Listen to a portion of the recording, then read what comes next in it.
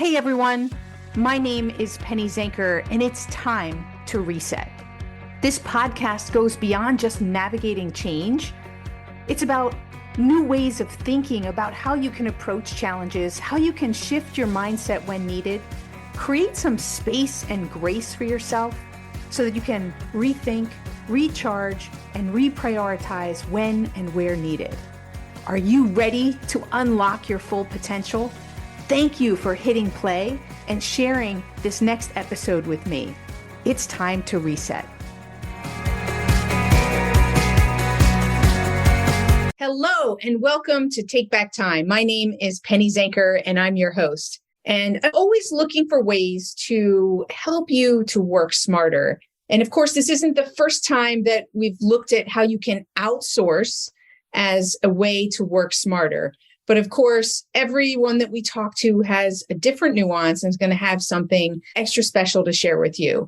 And so today I'm super excited to have Ethan Bull with us because he is a career executive assistant and so is his wife. And they've teamed together to create Pro Assist remote executive assistant service. That's a mouthful to get out there. And they've been doing this since 2018. So they've got a couple of tips and tricks that they're really going to be able to share with us about how you can maximize the use of an executive assistant. And they've written a really interesting book, which actually the title scares me.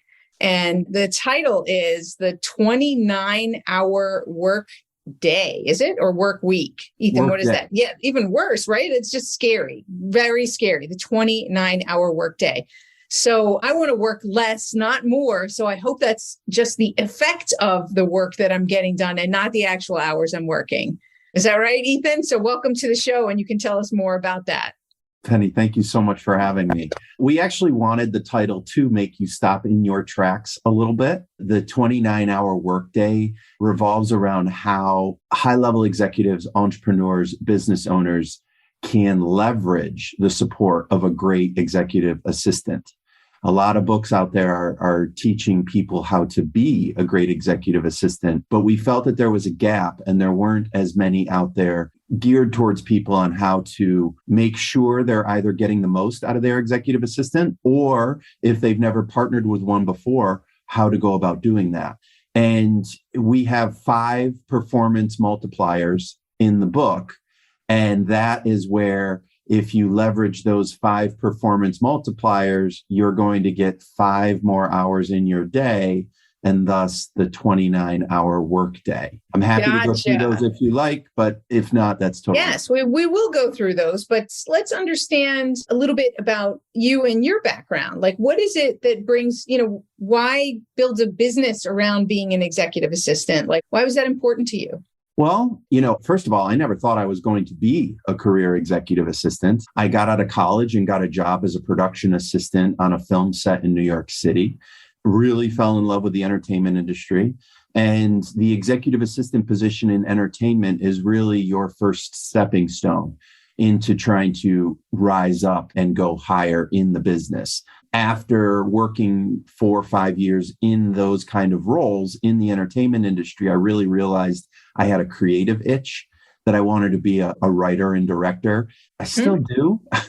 So we'll see if that ever comes to fruition. But I actually ended up shifting my talents as an assistant over to the advertising industry so I could work as an assistant, but yet chase dreams outside the office as I was living in New York City for 20 years. In terms of the shifting of being an executive assistant to running our own business, way back in 2009, we started Pro Assisting as an assistant training program. Both my wife and I have been executive assistants to very high net worth individuals, very demanding principals. And we created a really dense training program that someone coming out of college could watch online and as well as interact with us on our message boards and on our monthly calls and become an executive assistant in an industry they're interested in, and then prove themselves and get promoted from within.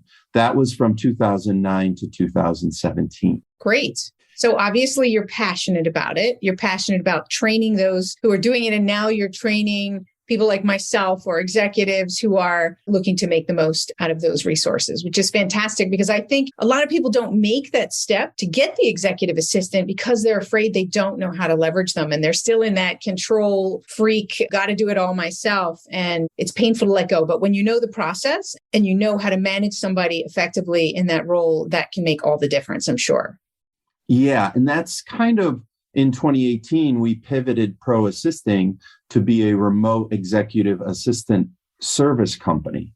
And we saw a big gap between hiring a full-time assistant, which can be really expensive for a solopreneur, can be intimidating for someone who's never used an assistant, and going out and hiring an employee is also intimidating. Compare that to being a virtual assistant, where we really felt that the virtual assistant space wasn't commensurate with our experience or our compensation level. And so we focus Pro Assisting on the in-between those two, where we provide remote executive assistance for $3,000 a month, and that can satisfy all the needs for full service support for about 70% of our clients.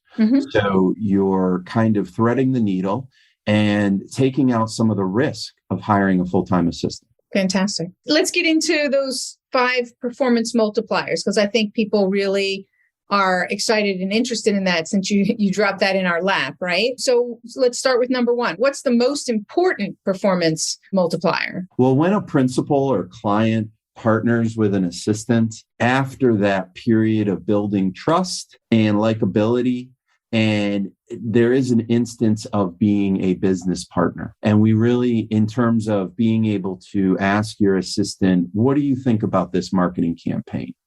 Or what did you think about that candidate that I interviewed compared to the other 2? Instances like that, where it doesn't fall under any one specific silo, if you will, but is a great, looking at your assistant as a great sounding board.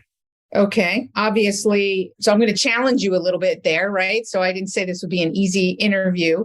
Sure. So, being a sounding board is great if they have the expertise in that area, right? But sometimes executive assistants are not necessarily know the marketplace. So how do you manage that in the context of, there's certain things that they might be able to say, yes, I like it, but they might not know the industry or might not have the skills that go with business building, let's say. Sure. I did kind of preface that with some time in terms of getting to know you, your business, the industry as a whole, as a top level executive assistant, building that trust level, the principal knowing where, the assistant's taste lies. And I'm not saying that that's something all the time that an executive would ask their assistant. But when you're working so close and in partnership with an assistant, as a principal, I would want to know if an interview candidate was rude to my assistant. For sure. That type of thing. And the other thing is that there are a lot of instances out there where, there are scheduling conflicts, there's travel conflicts, and maybe your assistant has outside the box ideas. And absolutely, you having trust in them to then say to the assistant, hey, do you have any ideas that I'm overlooking? If you're someone who's a straight, it's my way or the highway, I want you to do it exactly to a T, you may be missing out on some of the benefits that your assistant brings. Absolutely. I love that clarification. Thank you for that. The reason I wanted to challenge you on that is because, right, if people listening misunderstand, I think we have a tendency, sometimes people have a tendency to feel like one solution fits all and is going to do everything, right? Long time ago, I used to be an application developer, and I worked on this one platform that people misused the platform because they thought it did everything. They thought, this is great, I'm going to use this platform for everything, but it really wasn't suited for everything, right? It had certain applications that really fit that platform and other ones that really were better off on other platforms. So I just want to make sure that people who are listening understand absolutely that you want to leverage the creativity and the knowledge and ideas. It's just this person is, an assistant and doesn't have knowledge in all areas. And so we want to be careful that we don't make that person have expectations that they're something or someone that they're not. Got it.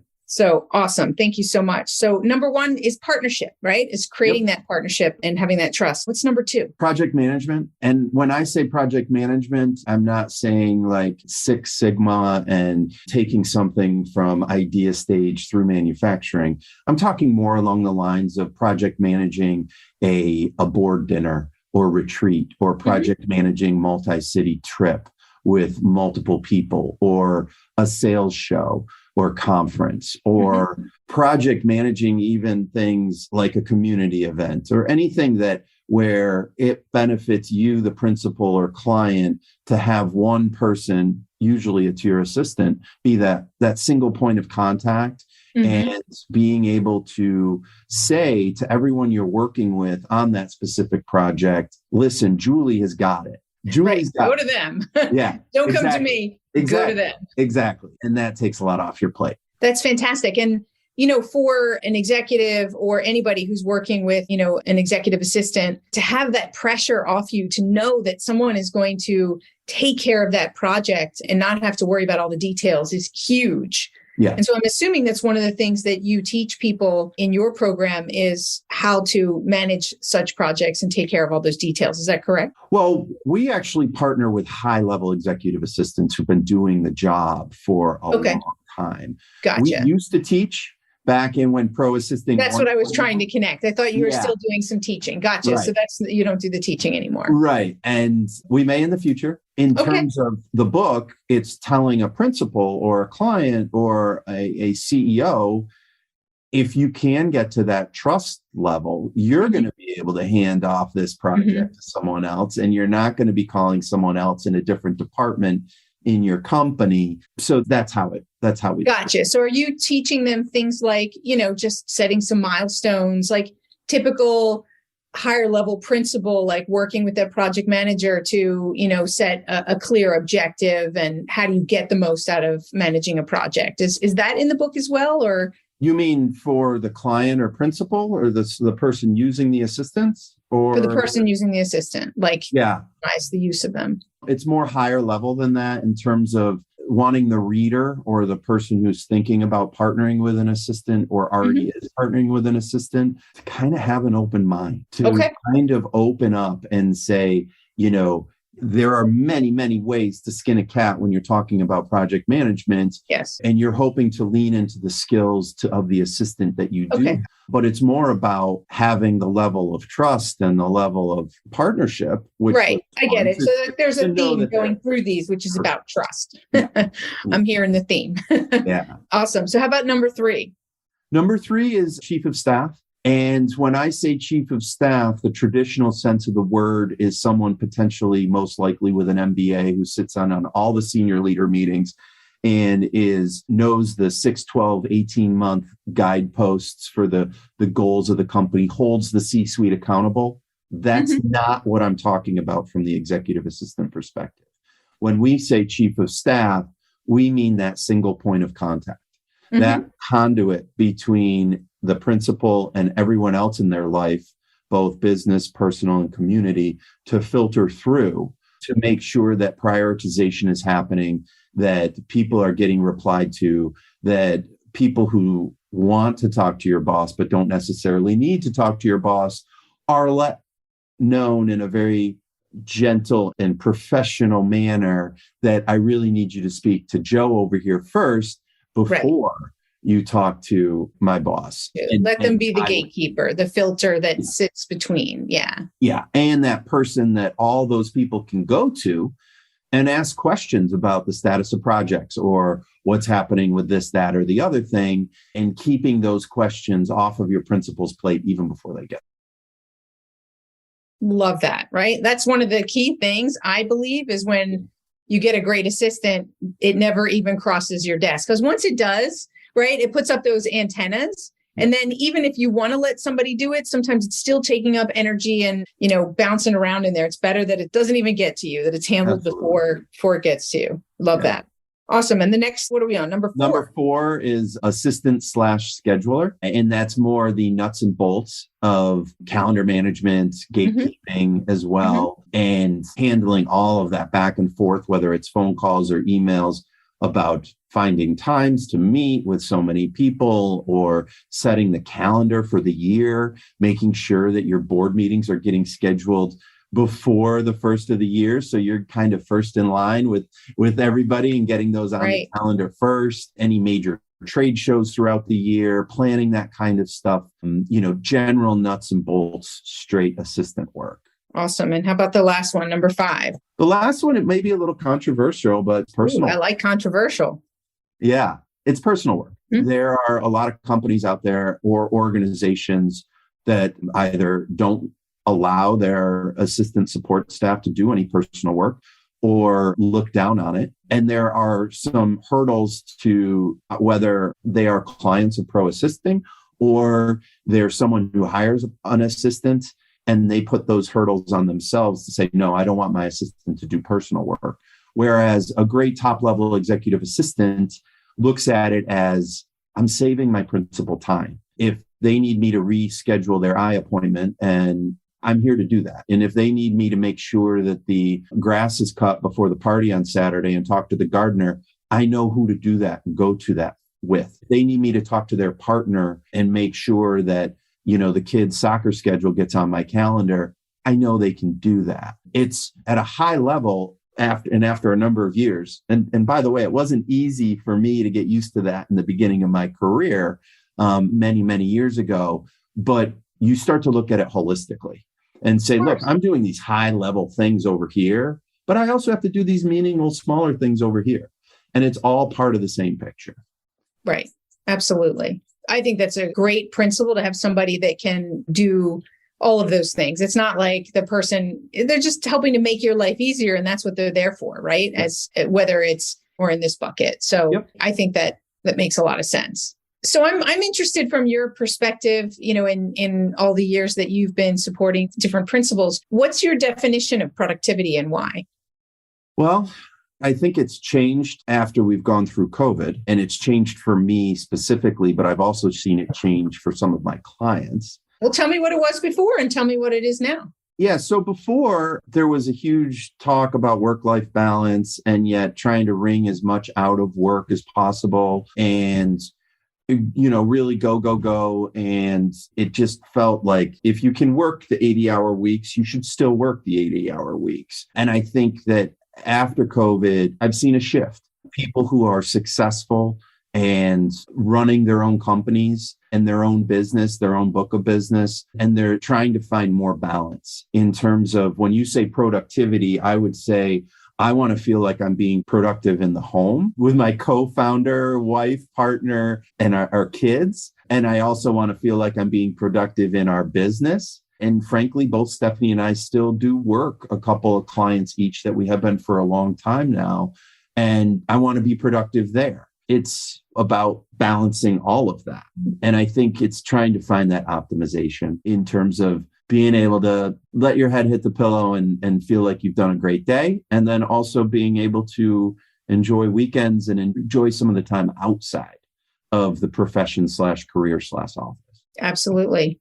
I think, it's interesting that you said it used to be go, and work as many hours as you possibly can. That's interesting. I've actually never had anybody in all the years that I've been doing it actually admit, right, that that's what they really thought productivity meant to them, right? And you see that firsthand because you work with those people all the time. And, most people talk about it as finding that balance, as being able to do more, or I should say achieve more in less time, right? It doesn't mean more time, but we are such a time conscious society, right? And so many people believe time is money and that you got to do the time in order to get the results and all of that kind of thing. So it is a shifting paradigm that people have to shift away from time and towards value. What adds more value to your life and meaning? And, and sometimes that's money and sometimes it's family and sometimes it's health and so forth. So absolutely. Yeah. When you talk about time, it's interesting. Obviously, if you're a paralegal or you're a second year attorney at a huge law firm, you're going to have to put in time to read a bunch of stuff. There's no getting around that. But what's interesting and one of the differences between pro assisting and being a remote executive assistant company versus a virtual assistant company, which there are many, is that we don't charge by the hour. We charge a flat retainer rate because we feel that the value of an assistant transcends the amount of time that they put into your account or into your business. And there's an efficiency that happens there and a legacy knowledge of the business, of you personally, that allows them to be quicker and spend less time on that specific stuff and open up more opportunities for different kinds of work down the line. So time is a really interesting thing. And I also think that there has been a huge rise in SaaS businesses, internet businesses, solo entrepreneurs leveraging the internet and setting up funnels and marketing funnels to run their business. And they're making more money and having more free time. And as something gets growing, and you may have experienced that yourself, and we're, knock on wood, we're starting to experience that with pro assisting as well.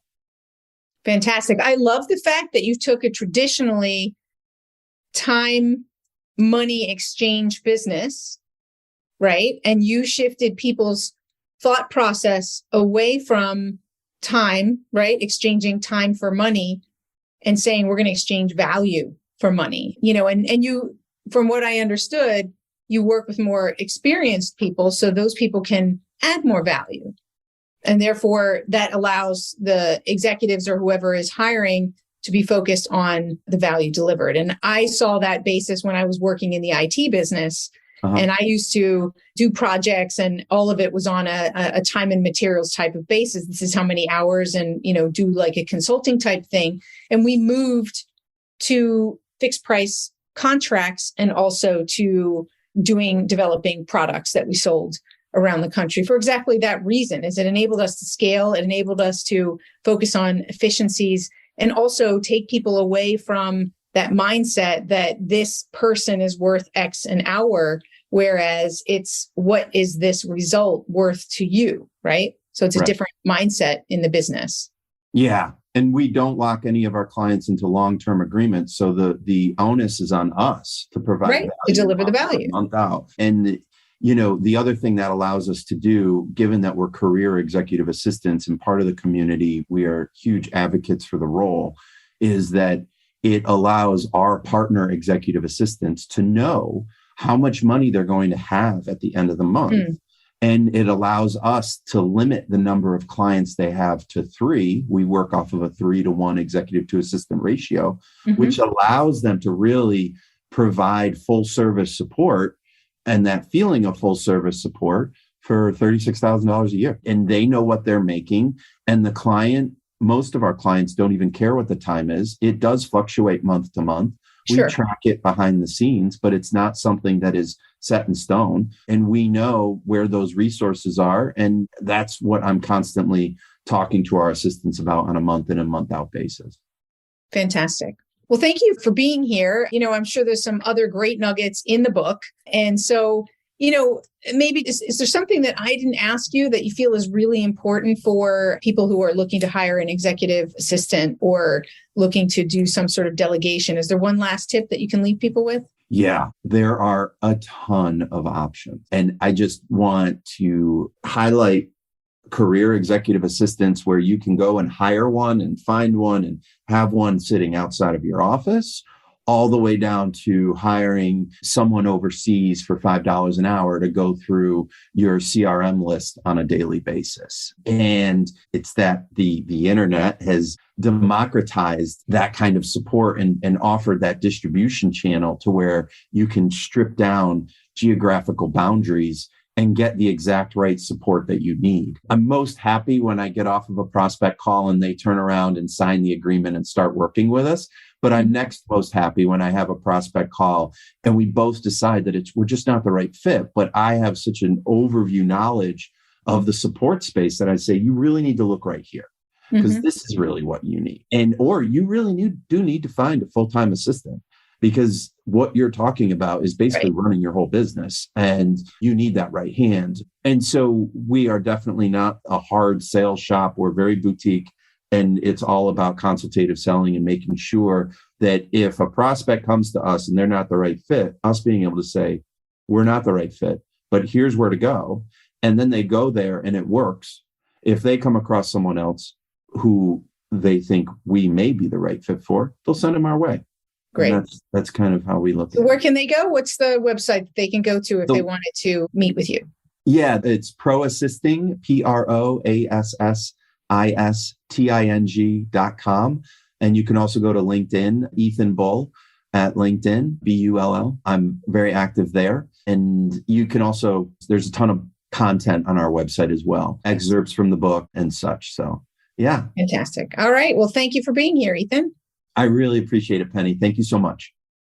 So thank you all for being here. And if you want to get the value of 29 hours work without working 29 hours, that's what Ethan's talking about how to really find the right people to support you, to know how to get the most out of them. And one of those things that we heard sort of the through line is then to trust them to do the job. Let them do the job. So go ahead and explore, make a list right now about all the things that you could delegate on to someone else. What could free up your time? What are those things on the right-hand side that you absolutely must do and it must be done by you? And then on the left-hand side, write down all the other things that potentially you could take off your plate so you could free yourself up to do more meaningful or more valuable work, or even just have some free time and spend it studying something that's important to you, being with your family, working on your health. So go ahead and make those lists and then see what you could do with that to find some type of executive assistant, some kind of external support that can make your life a little easier. That's what working smarter is all about. Thank you all for being here. My name is Penny Zanker, and this is Take Back Time. I'll see you in the next episode. Hey, thank you for spending this time with me. It really means a lot. If you're feeling a little off, distracted, overwhelmed, stuck, or just out of sync, remember that's your signal to reset. And that's all it takes, just recognizing one reset moment at a time. So stay tuned for more tips, tools, tricks, stories, strategies, all here on Time to Reset. We'll see you in the next episode.